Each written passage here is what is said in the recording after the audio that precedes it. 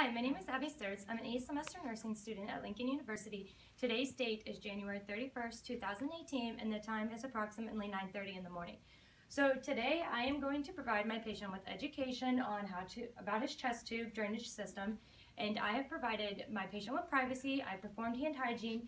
I've identified my patient using 2 patient identifiers, and I've assessed his need for the education.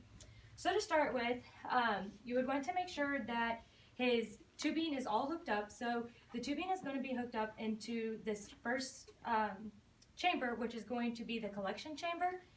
And so whenever you are looking at it, you're going to, every time you go in and assess it, you want to make sure you put a line and document where it is at and how many milliliters.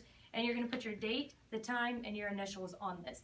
So then the next chamber would be your, this is going to be your suction chamber. And then you also have the water seal chamber. So within your water seal chamber, you will put in either sterile water or saline or whatever your hospital protocol is. And inside this water seal chamber, it's going to bubble from time to time. However, if it is excessively bubbling, it could mean that there's a leakage somewhere within the tubing system. So you would first want to assess looking at the patient where it is going into him or her, and then if that does not stop the bubbling, you can clamp it, cross-clamping it down the tubing to find where the leakage is at. And once you find the leakage, you would want to fix it from there. It also has, so you want this hooked up to wall suction, but you also have this internal suctioning control, and you would set this at whatever the doctor has ordered for you to set it at.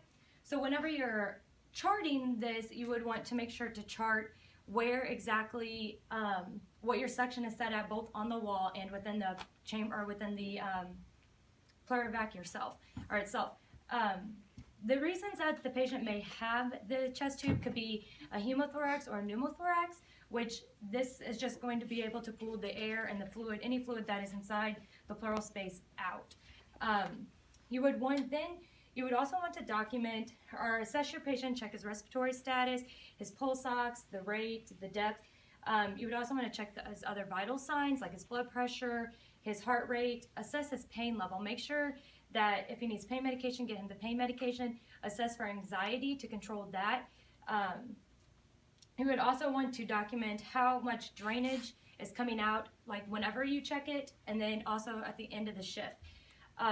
So along with assessing or documenting, you would want to just document anything like that that you see. You would also want to make sure that your system is set on the floor and below the heart.